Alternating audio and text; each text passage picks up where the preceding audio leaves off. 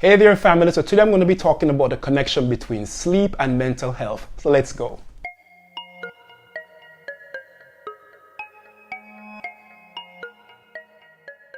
So if you're new to my channel, my name is Peter Gordon and I'm a graduate student working towards what will be a doctorate in clinical psychology. I also happen to be a life and a health and wellness coach, and I make videos on mental health, philosophy, fitness, wellness, and everything I hope can help you to lead your most profound life. And while you're here, don't forget to click the subscribe button as well as the notification bell so that you're notified each time I post a brand new video. Also, feel free to share this video, comment on it, like it, and all that good stuff. Now let's get into the heart of today's topic. So today we're going to be talking about sleep and mental health. And when I initially began to conceptualize this video, my thought was to simply stand in front of the camera and talk about mental health, the mental health benefits of sleep. But then I thought, why not interview an expert in sleep, someone who has made it their life's work to not only understand the nuances and layers of the importance of a good night's rest, but how to get such sleep. And the person that came to mind was Tara Youngblood.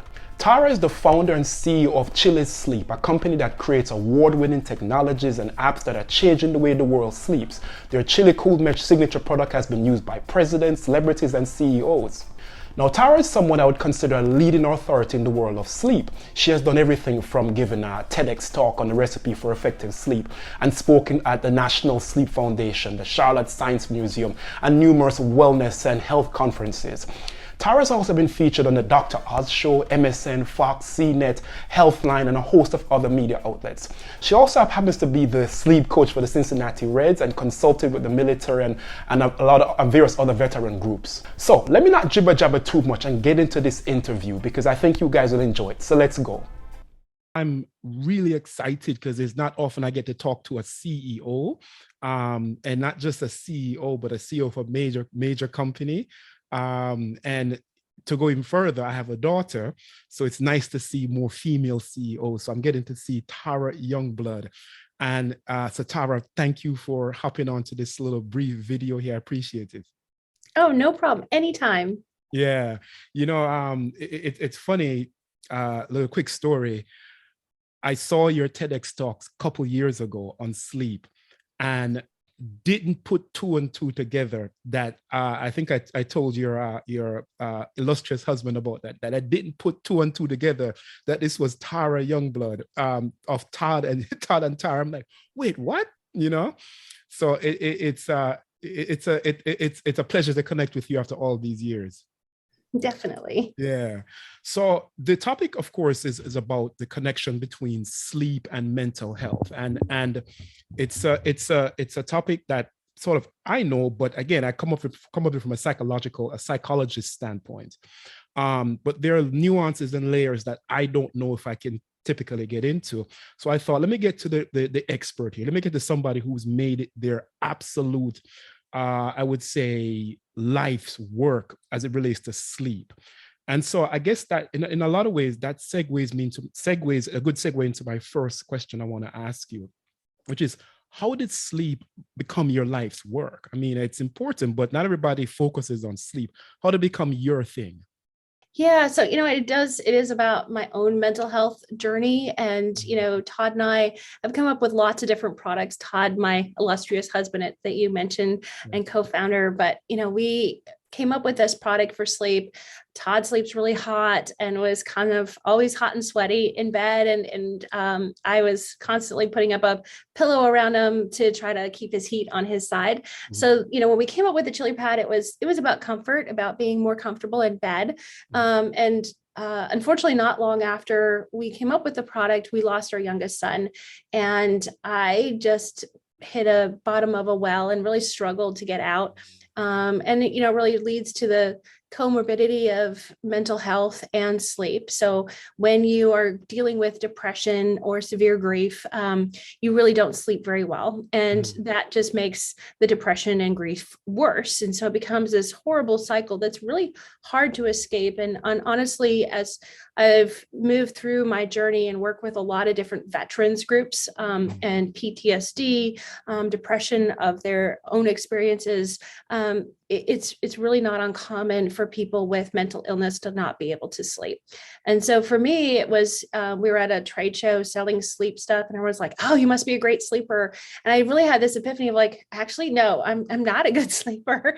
And here I am having, trying to sell this sleep product. So for me, it was a lot of research into trying to figure out, psychology does have a view on how to sleep and how to manage sleep. Neuroscience and the physiology of what's actually happening in your body while you're sleeping is really intriguing and uncomplimentary in some ways, but actually in other ways, they have their opinions and they don't want to hear about psychology, which is crazy because they both have value.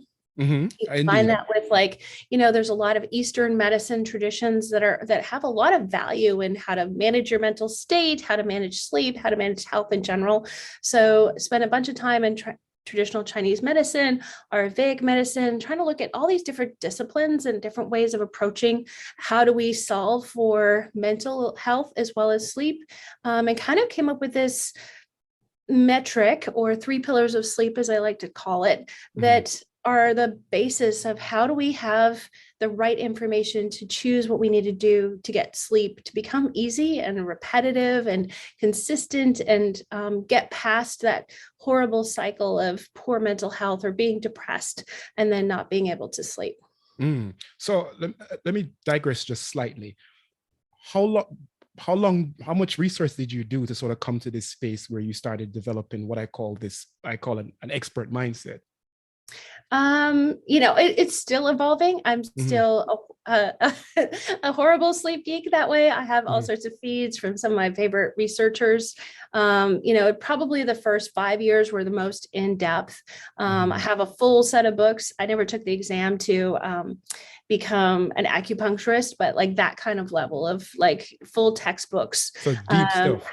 Deep kind of thing, following certain researchers, spending time in labs, really deep diving on the data of what's actually happening. And it's pretty amazing how sleep works. It's one of the oldest functions of our body. When you look at like the most simplest organisms have on off, or the equivalent of being awake and asleep. And so it's a pretty primitive function. It lives in a primitive part of your brain. And so when mental health disturbs sleep, it's about trying to rebalance who gets to have the final say in whether you're sleeping or not. And that's how we use an environment to kind of bypass what's happening in that thinking part or the mental health part, and to really drive your body's sleep systems. And so that's where I've spent the time, is how do we get past our own limitations? So when mental health and you're feeling depressed and you feel exhausted and lethargic, but you can't sleep, how do you get past that feeling? You basically stop talking to your conscious self and you kind of go right to the unconscious part and trigger sleep. And that's where playing around with the environment and one of those environmental triggers, and how do we make sure that we can get sleep no matter what, that just became really fascinating. It tied really well to our thermal regulation product, but in essence, when we started it, we didn't know how powerful being able to change temperature while you're sleeping when you're unconscious is. And so for a lot of our veterans with PTSD, if you watch what's happening in their brain when they're sleeping, their brain will not get into deep sleep in a normal state. But you can use temperature to actually help them get deep sleep because it triggers their brain in a different way. It pulls them out of those night terrors and down into slower heart rate, slower brain waves, and allows them to get sleep despite what else is going on in their head and all the emotions that they're dealing with. And that's just powerful, because if they start to sleep, you kind of start to break that cycle of not being able to think clearly because you're up all night. And you can start to make much more progress in getting out of PTSD or depression. Right. It's interesting as I hear you talk. When we do these interviews, you always come up with questions that you think you're going to ask, right? Then it kind of deviates a little bit and you just run with it. It's interesting because you mentioned something earlier about how there's the disconnect between the world of neuroscience and psychology and medicine and all that good stuff. And it's one of those things where when I decided I wanted to go on the path of psychology, I'm a therapist by trade, but I'm also going to become a psychologist as well. And it's interesting because they don't talk to each other, right? Like, there's a huge connection. I love philosophy because in my mind, psychology springs out of philosophy, right? Mhm. In my mind, neurology springs out of philosophy. All these things are tied together. And what I hear you say is really a holistic approach to sleep. It's the big picture versus one specific thing. Is that Mhm. correct?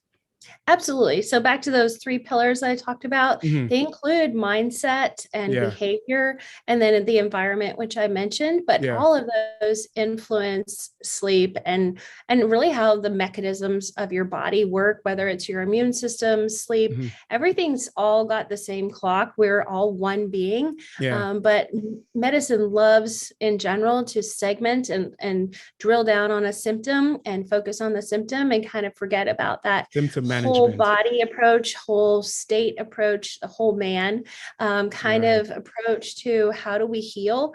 Mm-hmm. And when you take that step back and you say, well, what other things that are going on in someone's life, you get to a really clear view pretty quickly on what's going to change their sleep. Gotcha. So this leads me to another question. So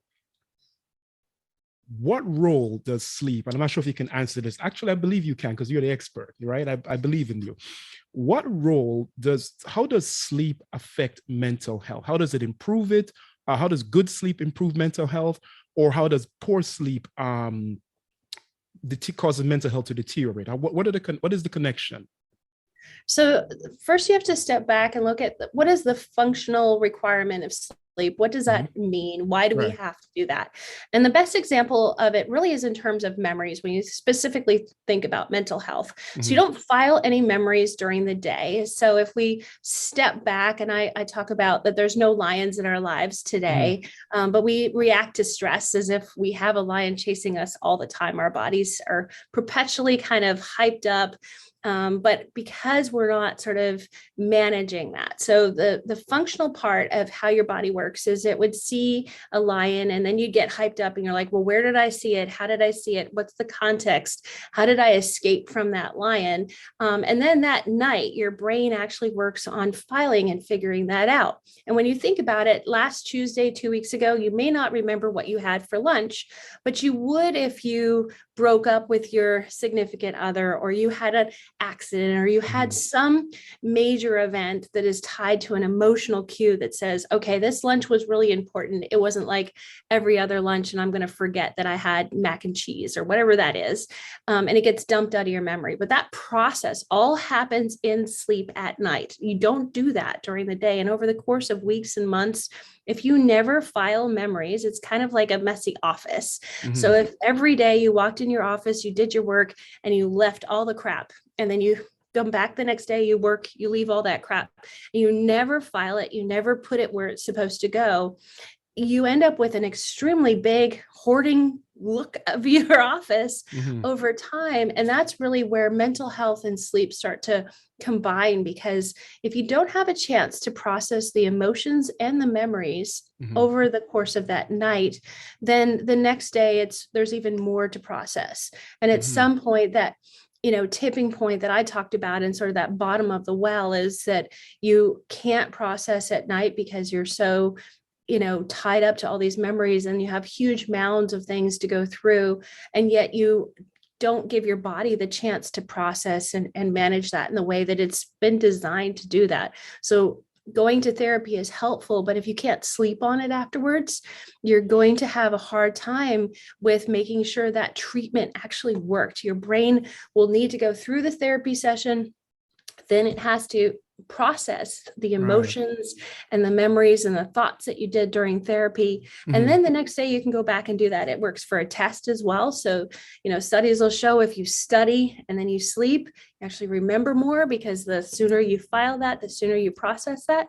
But our bodies can go longer without food than they can without sleep, because it doesn't take too long before our brains get overwhelmed. If we don't sleep, there's just too much stuff floating around that hasn't gotten filed or taken care of, and we start to hallucinate. We start to really fall apart pretty quickly without sleep. And so you see where that mental state is so tied to getting great sleep. Now, the other side, you get great sleep. You had a therapy session, or even just read a good book, or you've had a peaceful day. You get great sleep. Your body starts to process through it. And the more it can process through, the more it can heal, the more it can catch up, the more it's going to feel better the next day. And you make better choices. So studies have shown the more sleep you get, the better choices you make, the more sort of willpower you have.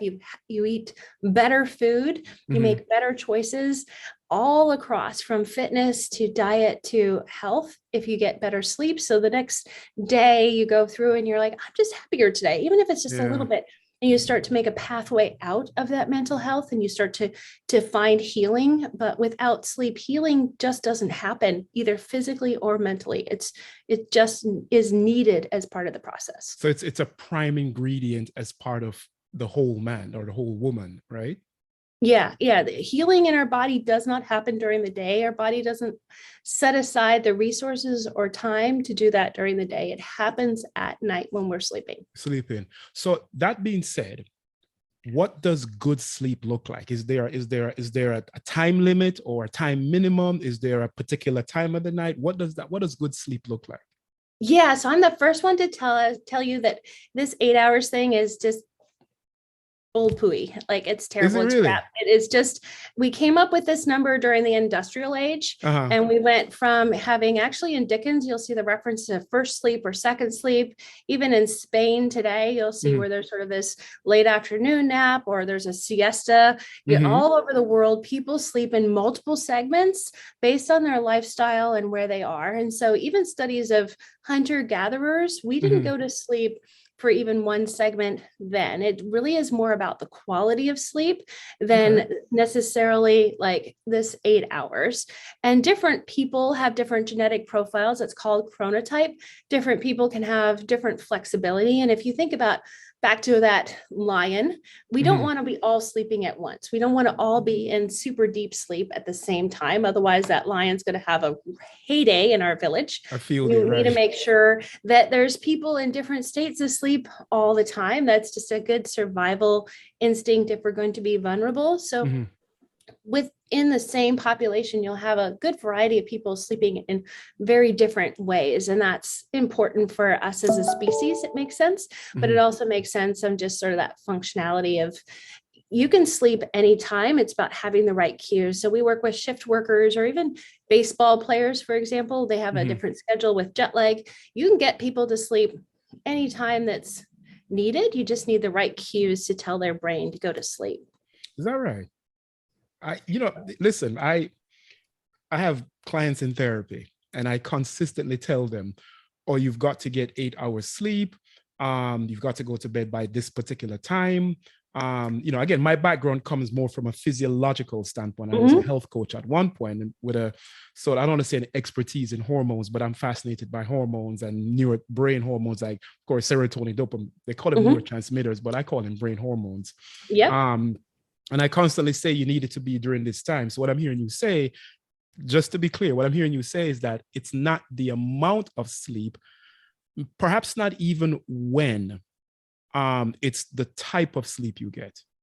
It is. And I think when you're talking about is sleep hygiene, which again, I think trips people up, because I feel like, well, I'm doing all the right things and I still can't get sleep. Yeah. And I think it's about, what are the rules? I'm all about what rules you can break, right? So there are rules that you can break and rules that you can't, and time, and even when, are ones that we can be flexible on. If you're really struggling to sleep, having consistency, having a bedtime ritual will help. So having consistency on when and what you do before bed in particular is really helpful. And making sure that ties to some environmental triggers of temperature or light, sound, even smell is very powerful.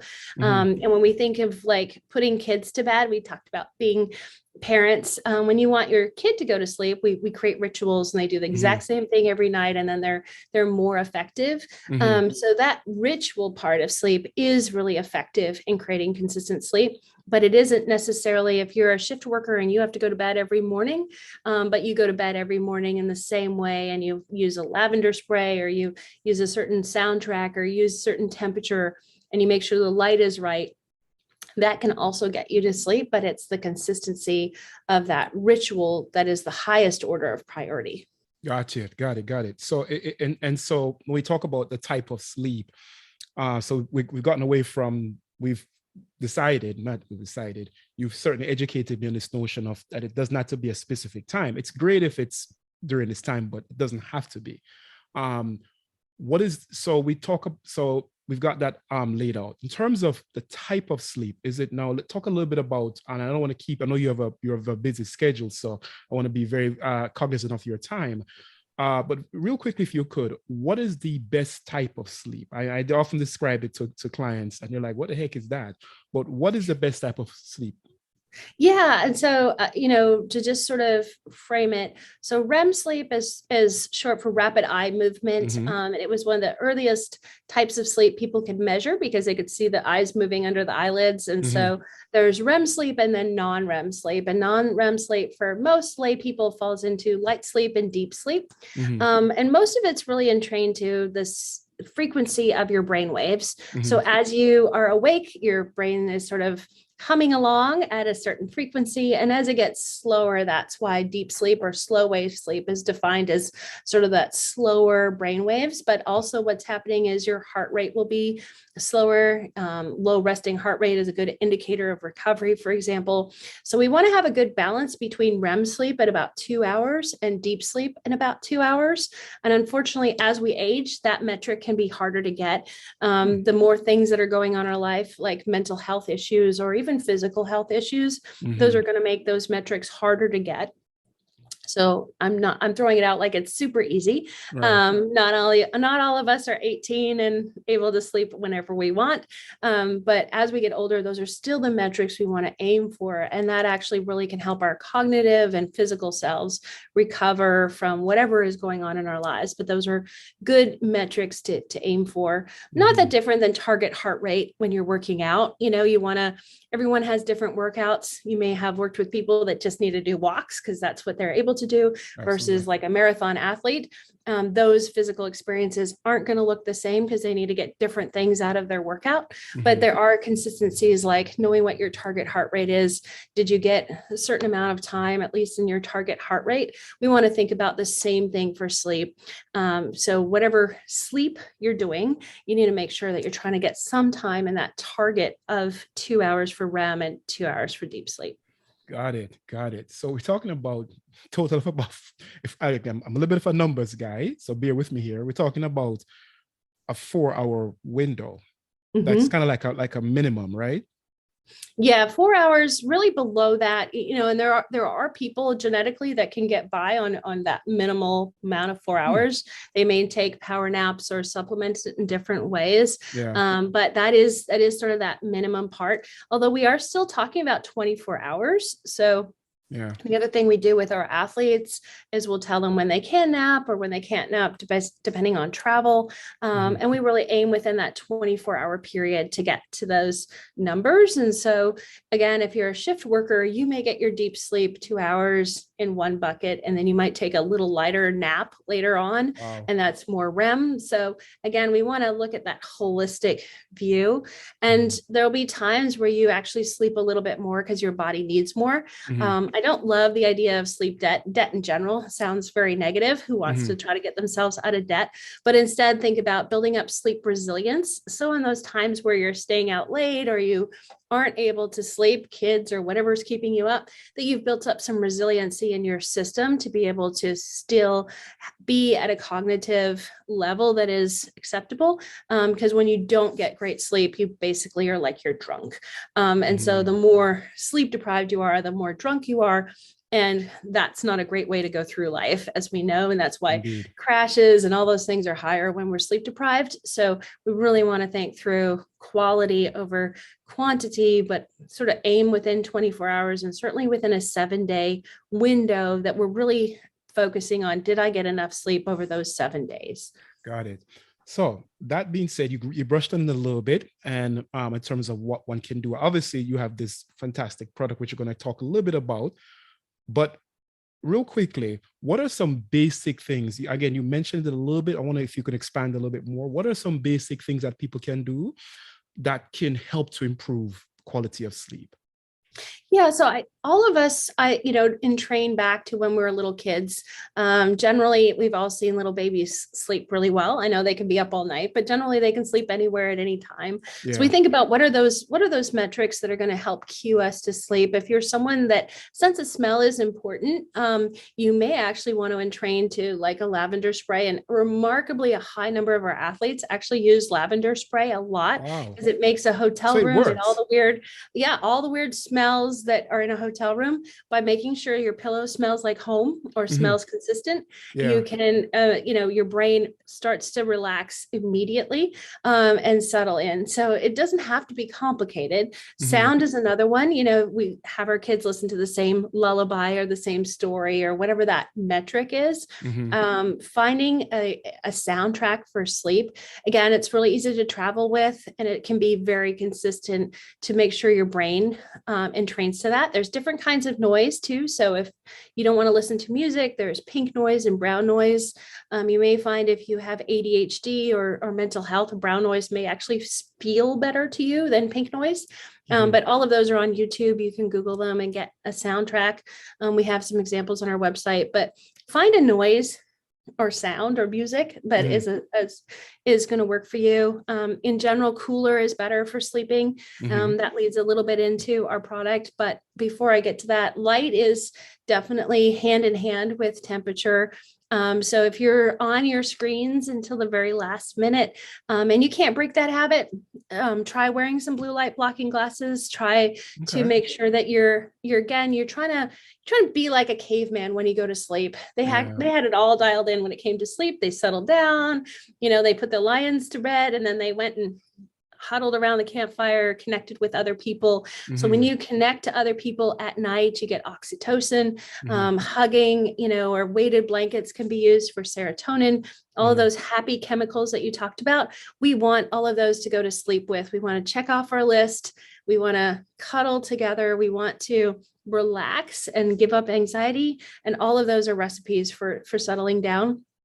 Temperature is what we manage specifically with our Yeah. product. Yeah. And I don't want to get into that now. And that this is, I've saved the best for last, which is your Yeah. product. So Yeah. you There's, for tell me why. And again, you're not embellishing because to me, I think it's facts. Tell me why your products, what they are, and why they should be a part of anyone's sleep hygiene. Yeah, so temperature is magical. Actually, there is something called a sleep switch. So if you've ever been someone like me that had a hard time falling asleep, if Hmm. someone tells you there's just a switch you need to flip, it feels a little frustrating. Hmm. But it actually is, and it can work that way. Our bodies today are in this constant environment. We don't wait for it to get cool at night outside. We're Hmm. inside in the same temperature all the time. There's no change of temperature in the evening or when we're going to bed that would trigger us to go to sleep. So just picture again, your caveman. How would he like to sleep? He would like to sleep outside under the stars where it's cool and he's going to be connected to the ground.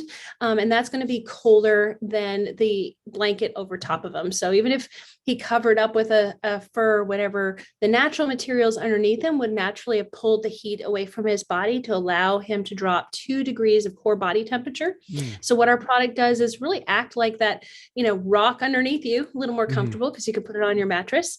But it really is a manifold of water that flows underneath you. It's managed at a specific temperature. So just like your house thermostat, you can adjust that to whatever's comfortable for you, but Hmm. aim cooler, certainly for that first half of the night.